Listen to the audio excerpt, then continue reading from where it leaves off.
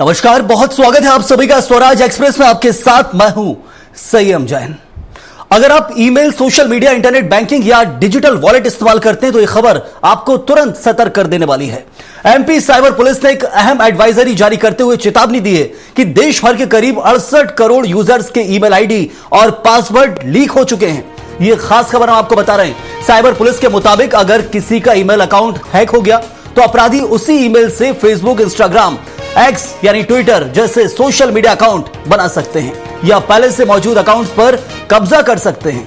इतना ही नहीं, हैक किया गया ईमेल आपकी internet banking, digital wallet, online shopping apps तक पहुंचने का रास्ता भी खोल सकता है। एमपी स्टेट साइबर का कहना है कि ज्यादातर लोग एक ही पासवर्ड को कई जगह इस्तेमाल करते हैं और यही सबसे बड़ी गलती बन रही है। जैसे ईमेल का पासवर्ड लीक होता है, साइबर ठग उसी पासवर्ड से दूसरे प्लेटफॉर्म पर लॉगिन की कोशिश करते हैं।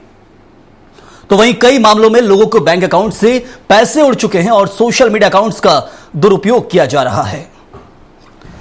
तो एमपी साइबर पुलिस की एडवाइजरी जो जारी की गई है और यूजर से तुरंत पासवर्ड रीसेट करने की अपील की जा रही है। बीते दिन भी इसको लेकर हमने आपको सतर्क किया था कि इस वक्त मध्य प्रदेश भी और ये अलग अलग राज्यों में इसके पहले भी दुष्परिणाम देखने को मिले हैं और इसका सबसे बड़ा नतीजा वो यही है कि इंसान खुद अपना पासवर्ड ना भूल जाए, इसलिए ऐसे पासवर्ड का इस्तेमाल करता है जो हैकर्स आसानी से पकड़ लेते हैं।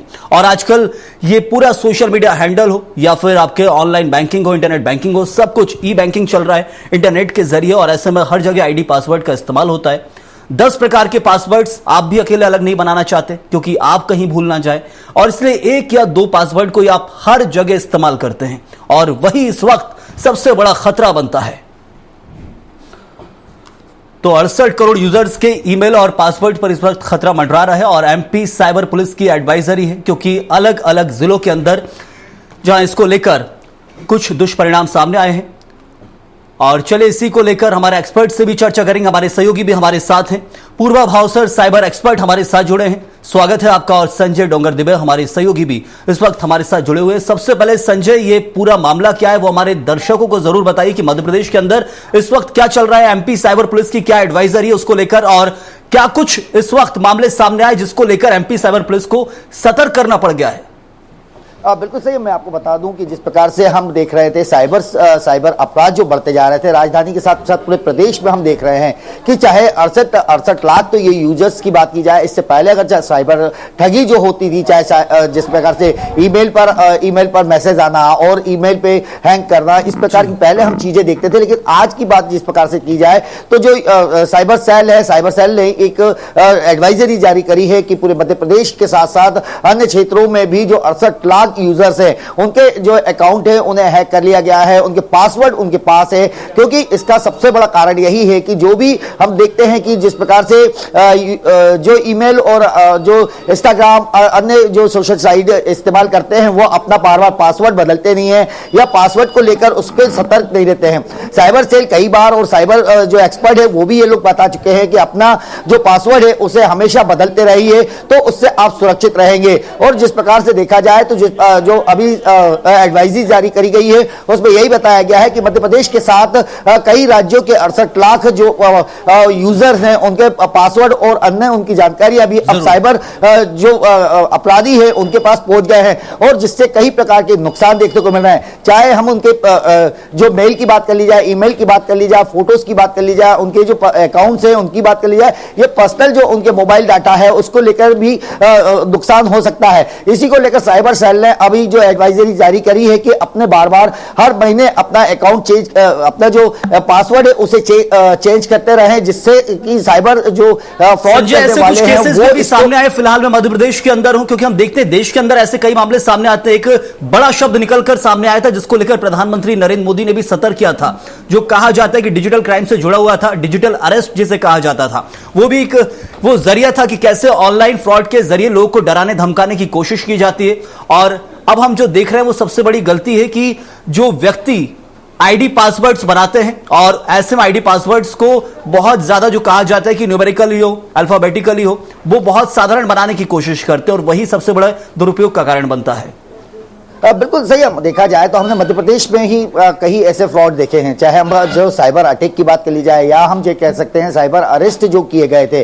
भोपाल में ही हाल में हमने देखा था कि जिस प्रकार से एक दंपत्ति को जिस प्रकार से साइबर अरेस्ट कर लिया गया था, 3 दिन उन्हें अरेस्ट रखा गया था और उनकी पूरी जीवन भर की कमाई को इन जो अपराधी है साइबर अपराधी, इन्होंने उनका पूरे हथिया लिया था। कई प्रकार से उन्हें डराया गया था, जिसको लेकर अगर कहा जाए तो साइबर जो एक्सपर्ट है उनका भी कहना है कि अपना जो डेटा रहता है मोबाइल का उसे ऑफ रखा करें और जब अगर जरूरत हो तब उसे खोलें। यानी इसका मतलब यह है कि जब हम घर में से निकलते हैं तो अपना दरवाजा बंद रखते हैं, तो उसी प्रकार से इसको भी एक बताया गया था।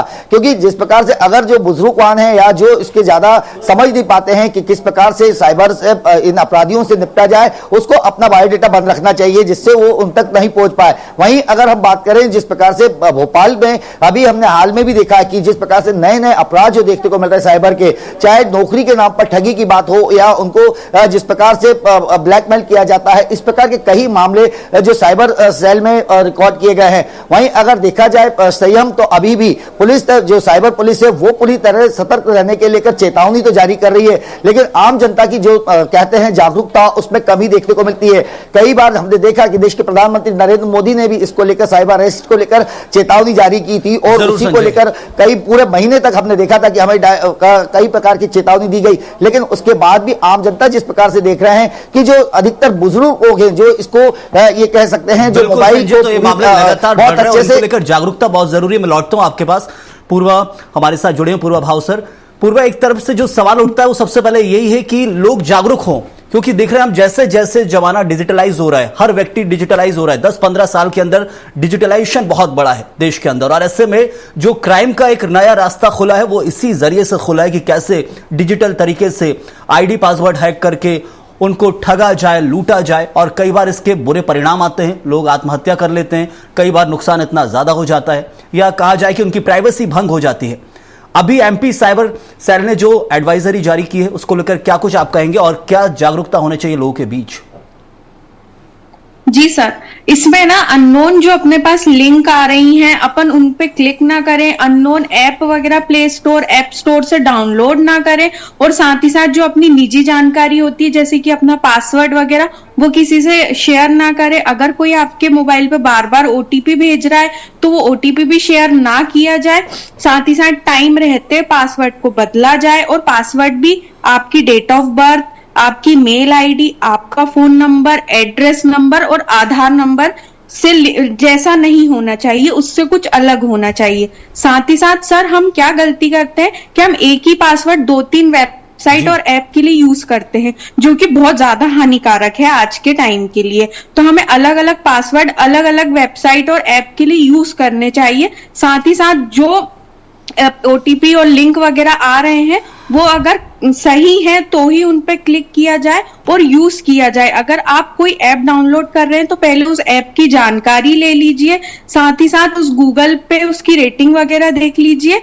यही सारे सावधानियां अपने को रखनी पड़ती हैं सर आज के टाइम में साइबर। लेकिन देख रहे हैं लगातार आजकल मोबाइल जो चलाता है व्यक्ति, डिजिटल स्मार्टफोन चलाता है, उसमें ऑटोमेटिकली एप्स जो आते हैं उसमें अलाउ करने की कोशिश की जाती है, आपके फोन कॉल्स कॉन्टैक्ट्स को अलाउ करने की जो कोशिश रहती है गूगल के जरिए या फिर मेटा के जरिए, क्योंकि बहुत सारे आजकल एप्स सब एक ही चला रहे हैं। फेसबुक इंस्टा में भी सारे एक ही पासवर्ड आईडी रहते हैं, और जीमेल गूगल से यदि लिंक्ड है तो उसमें भी आईडी पासवर्ड एक ही रखते हैं। उसके ऊपर कैसे फोकस किया जाए, क्योंकि सबसे बड़ी चीज है मेंटेलिटी, व्यक्ति की सोच रहती है मैं कहीं भूल ना जाऊं। वो हैकर कब पता करेगा वो नहीं मालूम हमें, लेकिन हम सोचते हैं हम ना भूल जाएं इसलिए हम एक ही पासवर्ड रखते हैं। क्या इसके ऊपर फोकस करना जरूरी है? जी सर, इस पे बहुत जरूरी है फोकस करना। अगर आपको ऐसा लग रहा है कि आप बार बार पासवर्ड भूल जाते हैं तो उस पासवर्ड को अपनी जो पर्सनल डायरी होती है, ऑफिस की जो डायरी होती, आप उसमें लिख लीजिए जो सिर्फ आप तक ही रहे। क्योंकि सर हम एक ही एक पासवर्ड है ना अलग अलग जगह यूज करते रहेंगे तो उससे हमें ही खतरा है। और जो साथ ही साथ जो मोबाइल में ऑलरेडी इंस्टॉल्ड ऐप आते हैं आप उसमें देखिए कि आपको कहां पर एक्सेस देना है। सर जैसे कि इंस्टाग्राम ने अभी भी ऐसा कर रखा है कि जो हमारा फोटोज का एक्सेस होता है वो लिमिटेड और उसके लिए ऑप्शन दे रखा है। तो अगर अपने को लगता है कि हमें इंस्टाग्राम पे सारे फोटोज का एक्सेस एक्सेस देना है तो आप दीजिए। 2 दिन आपने दे दिया, आपने पोस्ट कर दिया, स्टोरी डाल दी, फिर आपको लग रहा है आप जरूरत नहीं है तो आप उस एक्सेस को बंद कर दीजिए। सर साथ ही साथ जो लोकेशन का एक्सेस होता है वो भी सेटिंग्स में जाके अपन देख सकते हैं कि हमने किस किस ऐप को लोकेशन दे रखी है अपनी, तो आप सर वहां से भी जाके बंद कर सकते हैं। जो जरूरी हो आप उतनी ही इंफॉर्मेशन दीजिए ऐप को। बिल्कुल। तो ऐसे में जो सबसे जरूरी चीज है वो ये कि एक तरह से जागरूकता होना, इन्फॉर्मेटिव होना, 2 सबसे बड़ी चीजें निकल कर आती है। यंग जनरेशन वो तो जागरूक है, लेकिन जैसे जैसे हमारे जो पुराने लोग हैं, जो बुजुर्ग लोग हैं, 45-50 साल के ऊपर के लोग यदि स्मार्टफोन्स में बदल रहे हैं धीरे धीरे, तो वो हर चीज को अलाउ करते जाते हैं और वही एक सबसे बड़ा खतरा बनता है। संजय, हम समझे सबसे खास चीज जो है साइबर ठगी, उसके पीछे जो कारण है, क्या पुलिस यहां कह रही है साइबर ठगी को लेकर, क्योंकि ये आंकड़ा बढ़ा है दिन ब दिन, हम देखते हैं क्राइम में अलग अलग क्राइम्स जो बढ़ रहे हैं, साइबर के क्राइम्स थमने का नाम नहीं ले रहे हैं, इसके पीछे क्या कारण? सही है, इसका सबसे बड़ा कारण तो यही है कि आज की लालच, अगर देखा जाए, क्योंकि जो बेरोजगारी कहा जाए या जो आसान तरीके से पैसा कमाने की बात की जाए, उसको लेकर सबसे बड़ा कारण माना जा रहा है। अभी तक जितने भी लोग अरेस्ट हुए हैं, क्योंकि एक ग्रुप में चलते हैं, ग्रुप के जरिए ही ये सारी चीजें होती है, जिसमें इन्हें लगता है कि किसी का भी पैसा आराम से ये लोग अपने अकाउंट में ले सकते हैं और उससे खरीदारी कर सकते हैं। यानी कह सकते हैं जो इजीली तरीके से पैसा कमाने का एक साधन बन गया है। इसीलिए क्योंकि लोगों में जागरूकता की कमी है और स्मार्टफोन हर कोई पूरी तरीके से हैंडल नहीं कर सकता है, या बुजुर्ग जो इसमें सबसे ज्यादा जो इसके शिकार बन रहे हैं, उनके साथ यही देखा जाता है कि डराने धमकाने से उन्हें कई प्रकार की उनकी जानकारी जो एकत्र करके उन्हें डराया धमकाया जाता है और वो इजीली इसका टारगेट बन जाते हैं। तो एक ये सबसे बड़ा कारण निकल के आया है। वहीं अगर देखा जाए तो इसको लेकर भी जो साइबर सेल है या साइबर पुलिस है, वो इसको लेकर सतर्कता को लेकर हमेशा कई जानकारियां साझा करती है। उनका कहना है कि अगर आप सतर्क रहोगे तो बचे रहोगे। सतर्क के लिए इनका साफ कहना है कि अपने मोबाइल जब आपका डाटा उपयोग करना हो आप तभी चालू रखेंगे तो आपको कई प्रकार की इससे सुरक्षा मिलेगी। अगर आप डाटा चालू रखेंगे तो कहीं ना कहीं आपके जो साइबर जो ये अपराधी हैं वो आपके पूरे मोबाइल को ही या कह सकते हैं आपकी जो जानकारियां हैं पूरी एकत्र कर सकते हैं, उनके लिए परेशानी खड़ी कर सकते हैं। वहीं अगर देखा जाए तो इसको लेकर साइबर सेल ने भी इस प्रकार के लगभग अभी तक 5 ऐसे अपराधों को लेकर जो एडवाइजरी जारी करी है, जो साइबर अपराधी कर रहे हैं और लगातार चाहे युवा हो या बुजुर्ग हो उनमें सब लोग फंसते जा रहे हैं। अभी हाल में ही जैसे एक साइबर सेल ने एक एडवाइजरी जारी करी है जिसमें युवा जो आज बेरोजगारी को लेकर या कह सकते हैं लालच में कि प्रधानमंत्री योजना या अन्य योजनाओं के लाभ लेने के लेकर जब क्लिक करते हैं उनकी पूरी जानकारी ले लेते हैं, उनको भी ये लोग नौकरी का लालच देकर और उनके साथ गलत और उनका उपयोग करते हैं। तो हम कह सकते हैं कि पूरी तरीके से जब तक जागरूक आम आदमी नहीं होगा तब तक ये साइबर ठगी उनके लिए इजी लगती रहेगी। अगर साइबर ठगी से बचना है तो सबसे पहले जागरूक होना जरूरी है। और जब भी अगर आपके जो निडरता है, कहा जाए अगर आप जरा सी चीज या कोई किसी भी बात की जो साइबर अपराधी कहते हैं उसमें अगर आप फंसते हैं या डरते हैं तो आपके लिए नुकसानदायक हो सकता है। इसीलिए डरे नहीं और संघर्ष करें और अपनी पूरे मोबाइल की किसी भी प्रकार की कोई जानकारी आम जनों को क्राइम में बराबर साइबर क्राइम में रिपीटेशन हो रहा है, उससे यदि सीख ली जाए तो हो सकता है कि आम नागरिक जो है वो शायद थोड़ा समझ जाए। पूर्व हम लगातार देख रहे हैं कि इस वक्त जो साइबर क्राइम के केसेस है वो बढ़ रहे हैं। यदि एडवाइजरी जारी की जा रही है तो उसके पीछे कारण है, सतर्क रहने की जरूरत है, क्योंकि आज हर व्यक्ति स्मार्टफोन से जुड़ा हुआ है, पुराने से पुराना व्यक्ति हो या नया व्यक्ति हो, यंग जनरेशन हो, हर कोई ऐसे क्राइम जो बराबर रिपीटेटिव बार बार होते हैं जिसको लेकर सतर्क रहना बहुत जरूरी है। जी सर, आजकल ऑनलाइन पेमेंट से रिलेटेड जो साइबर फ्रॉड बढ़ते जा रहे हैं वो बहुत ज्यादा सभी लोगों के साथ हो रहे हैं। उसमें ना एज का डिफरेंस है, बूढ़े लोगों के साथ भी हो रहे हैं, यंग के साथ भी हो रहे हैं। तो सर इसके लिए हमें किसी से भी ओटीपी वगैरह नहीं लेना है, नहीं देना है।